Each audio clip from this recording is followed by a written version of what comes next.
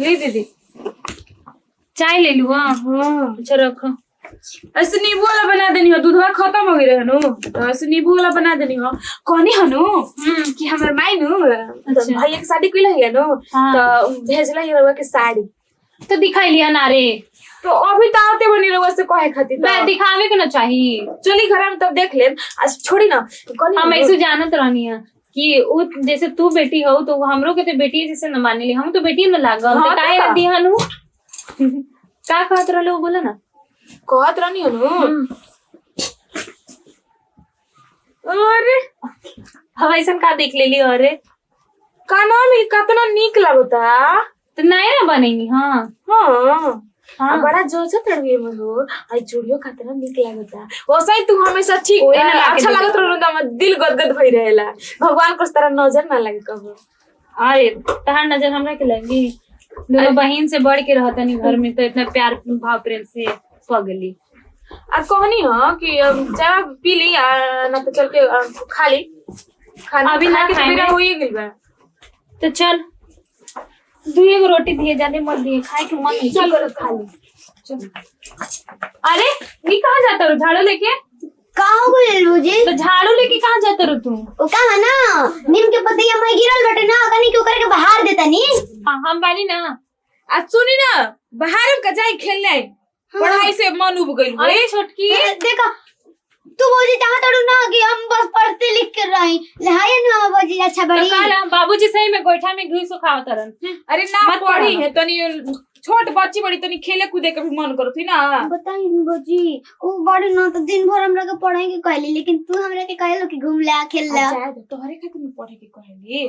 हमहु तो गए से कहने कि तारो मन उब जात है पढ़ाई लिखाई से। हां जा तनी मैंने खेल के आ सब पढ़ी ठीक नो। ठीक बा दीदी कानी कन दीदी सड़िए दिखा दी दीदी के। बाबूजी का हो एगो बात कही। कहा एगो कहा दूगो कहा बतिया के मान जिम ना बोल ना रे। हमरा पिकनिक मनाए के बा 50 गो रुपया दी ना। ये कहे में हाथ ना दे लगा। हां बाबूजी वही तो टन दे कहा दी। बाबूजी का हो रुकी पहले पैसा मत दी। कहाँ जाए के बा? पिकनिक मनावे। पिकनिक मत कर, पहले पढ़ाई पे ध्यान दो। एग्जाम में एकदम अच्छा नंबर आवे के चाहिए। पहले कॉलेज में ना पूरा जिला में तारा के टॉप होवे के बस समझ गिल। हमारे यही चाहत ह, हम यही चाहता नहीं बस। तो स्कूल की ओर से आई बेटी पिकनिक मनाएगा तो पिकनिक मनावे था ना बाबूजी। काहे ना जितना तू जेबो ना पिकनिक मनावे सुबह से शाम तक। पढ़े पर ध्यान दो। ला पैसा ये सब गलत चीज है बाबूजी। ना दो ना हम कहनी ना पिकनिक नहीं के जाके घर में कुछ ला के खा ली है। और जितना सुबह जाके रात तक अबू ना उतना में तू 2 बार 3 बार पढ़ लेबू। समझ गेलू ना? पढ़ाई पे ध्यान देबू ना पढ़ाई काम आई। हाय पिकनिक काम ना आई, बर्थडे और शादी। समझ गेलू ना? अच्छा तो यानी कि पैसा मत दे जा। अभी हम तारा के बताओ तनी पैसा मत दी बाबूजी। ये सब अच्छा रखना पैसा दो। जहाँ बाबूजी हम रख ले जानी रवा ले लेना। काम बा तो रख लो काम बा तो रख लो। साबुन मंगावे के रहे। अच्छा रख लो और दे परी। अब दे दी 2000 दे दे तो कुछ और मंगा ले। छोटकियो कहत रहियो कि कुछ मंगावे के हो। हम दिमाग खराब को के रोक दे बिली बाबूजी। बाबूजी कितना हम प्यार से पैसा मांगे गोलनी। बाबूजी तो हमरा के पैसा दे दे रहलन लेकिन ई बीच में आके मैं प्लान कैंसिल कर देली। हम मुझे प्रॉमिस को कह रहनी अपन सखी संगे कि हम एबरा पिकनिक मनाएम लेकिन भौजाई बड़ी ना हर प्लान हमर कैंसिल कर दे बिली। का हो गइल शिवानी? काहे रे बताओ कोई डटला का? हां भौजी डांट देली। ऊ काहे के? पैसा मांगनी तो। काहे के पैसा? हम पिकनिक मनावे जाए के रहे। अरे इतनी छोटा सा बात है ला पैसा जा पिकनिक पे ला। हम पैसा के का करम? पिकनिक बजाओ का करबुला? ना हमें पैसा ना ले हम कैंसिल कब तक पिकनिक खत्म हो गइल। कैंसिल हो गइल पिकनिक। हां अब का जा तो फिर कब चल जी। हां फिर कब का हमने के अपन महीना में एक बार मनाई न जा साल में 2-3 बार मनाई न जा आई हर में से भौजाई बड़ी तक कैंसिल कर देबेली। का कहले कि नहीं खजे के? ना पैसा ना देबे देली बाबूजी देलन तब ना देबे देली यू। आ ज्यादा इतना होत रहेला न रहे के। अभी पढ़ा ठीक ना? तू भौजी को दर पड़े के ना हम तो यही तरह कनी है कितना सुना नहीं बड़ू। ठीक नो तू तो एगो बाड़ू के हमरा घर में जे मजबूरी समझेलू नहीं तो सब क्यों कहला के पढ़ पढ़ पढ़ आ खाना खइलू हा ना ट्यूशन से कैसी बड़ू हम इतना कह देता नहीं ओकरा अच्छे ही सोच के ना कि बेचारी पढ़ लिख के कुछ बन जाइहन तो बाबूजी के कितना अच्छा लगी नाम उनका रोशन होई कल के अच्छा लड़का मिल जाई उनकरा के। हम तो अच्छे सोच के कहता नहीं अब पता ना शिवानी के दिमाग में कहीं कुछ अलग ही तो ना चले लागल हो। दीदी हाँ छुटकी हे जा बैठल भाई अब कोनी हो कि काहे बुच्चे के माना कर देने पिकनिक पर जाए करे कितना रोत रही घर में जाके। अरे का कहीं अभी कुछ दिन पहले ही ना गेली हाँ अब बार बार जरूरी है कि बार बार जब जब पिकनिक में लोग जइहन तो उनकरा के जाए जरूरी है एक दो बार ना जाए के चाहिए। वो तो बात ठीक कहत नहीं लेकिन हम ये सोची ना नु कि उनकर माई नहीं की ना तो हम ना चाहिए ना कि उनकर मतारी के कमी फील हो। देखो छुटकी हम उनकरा की कमी नहीं करत हमू एक अपन जगह पे सही बानी भले उनकरा खातिर हम गलत बानी धीरे धीरे वो जवान हो जा रही बड़ी जवान लड़की के हम बार बार काहे छोड़ दी पिकनिक पे आके वो बर्थडे पार्टी में अभी दुनियादारी के उतना समझदारी नहीं खे कैसे भेज दी जब समझदारी हो जाए अच्छा बुरा समझे लगे तो अपन जइहन सब वो बुझे लगे तो जइहन। हम तो बस यही चाहते नहीं कि पढ़ लिख के कुछ जब बन जाइहन तो बाबूजी के सीना चौड़ा हो जाये।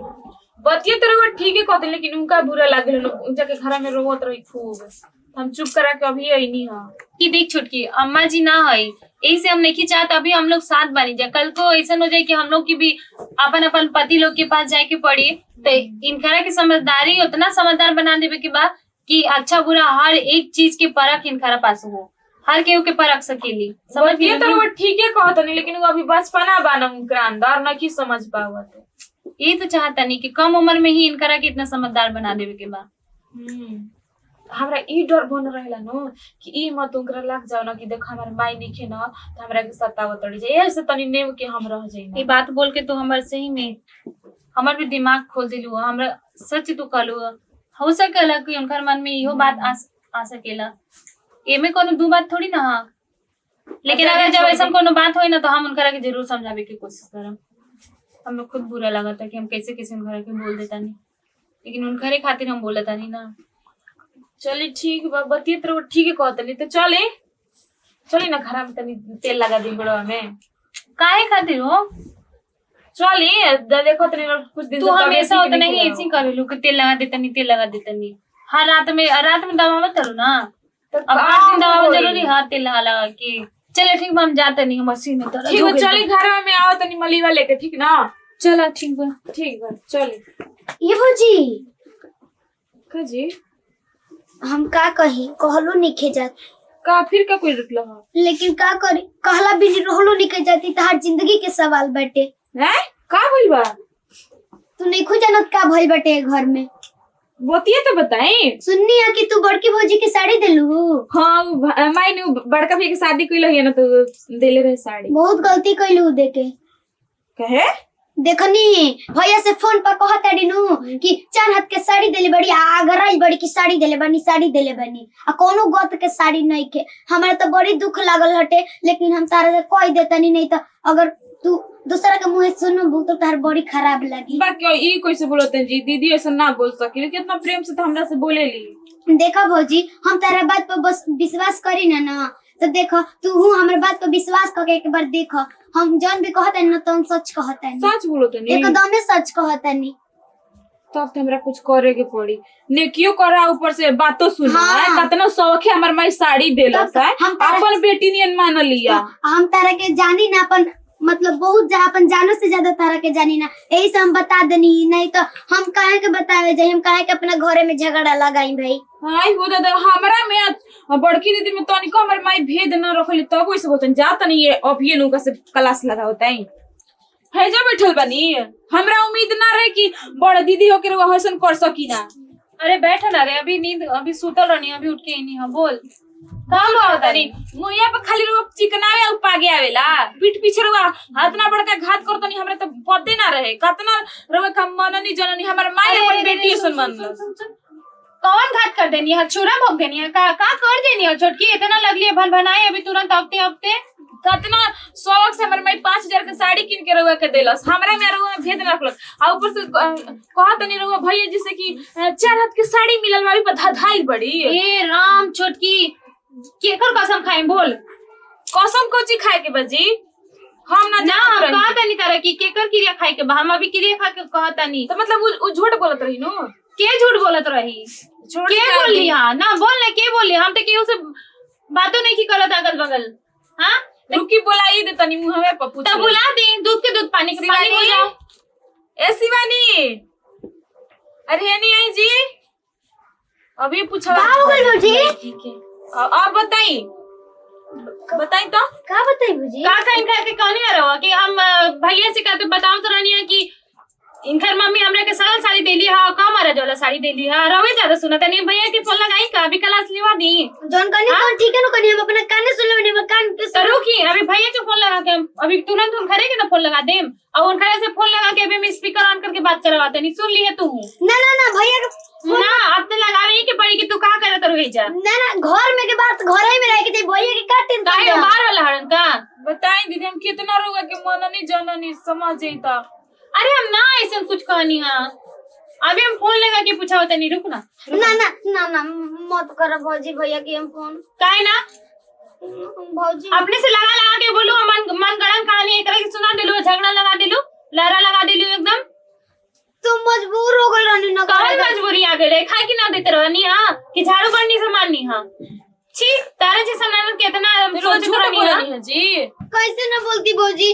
वो दिन हमर का तो ना शौक से पिकनिक मनाए खातिर इनको नहीं बाबूजी से पैसा मांगे, हम बाबूजी हमरा हाथ में से पैसा छीन लेली।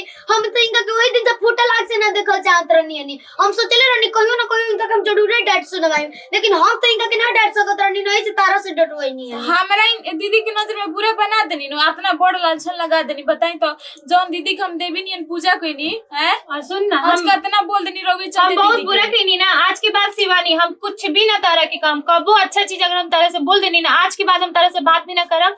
हम तार भाभी ना हई एक ही भाभी दीदी के ऐसे समझ काहे ली। बोलत ना तनी ना बहुत ज्यादा हो गई। तो हमारे के न बनी जा। मत कहो, हमन दुनिया में तो मम्मी नहीं की तो हमारा नु मम्मी हर जे तो जानी के कितना बड़ कर देनी रो गलती। बताई तो जानत नहीं दीदी का कहत रही और मम्मी नहीं की तो मम्मी के कमी पूरा करे के कि हम बानी नु गिरो से प्यार छोड़ी करी ना ना नोटी इतना सफाई मत ना सच्चाई बतावल जरूरी बा दीदी है कि हम प्यार करो तनी नु। यहाँ के से डांटत रही ना कि दोनों को एग्री हमनी के प्यार करल जी तो पढ़ाई लिखाई पे तनी को ध्यान ना दे। यहाँ के हमेशा कहत रही कि शिवानी के इतना पढ़ाई लिखाई के बानू हमनी के घर के नाम रोशन होके और बाबूजी के नाम रोशन होके, समझनी। हम तो यही चाहता नहीं कि दीदी बुरा उम्र ना कम बनी। हो, लेकिन इतना समझदार बना तू, इतना हिम्मत वाली बना कि आगे चल के तारा कबो हर एक जगह हर एक कदम पे कोई चीज की दिक्कत ना हो, केहू चीज की परेशानी ना हो, केहू के सहारा लेवे की जरूरत ना पड़े। हम यही चाहता नहीं। जाए तो भौजी अब हमरा से गलती हो गई, अभी तो हम छोट बनी नादान बनी, अभी तो हमरा उम्र के लड़की तो गलती करत रहली ना, हमरा के माफ कर दिया। और ना तो ना हम ओकरी ज्यादा खीस भर गुल रहे ना, और हमर अगर कुछ करबो ना के नहीं सोचे तो रहने के दुख थाप लगाई कान के नीचे। हमर ते धरती पे माइयो ने के तब तो नहीं जाने के नाम हमरा के मारे के बचा। हाँ तो अब ऐसा गलती कबो मत करिए, ठीक नु। और ना संदेश दे दा कि ऐसा गलती कोई ना करे। आज के बाद हम ना भैया गलती करम ना तो हो जाना करिए जा।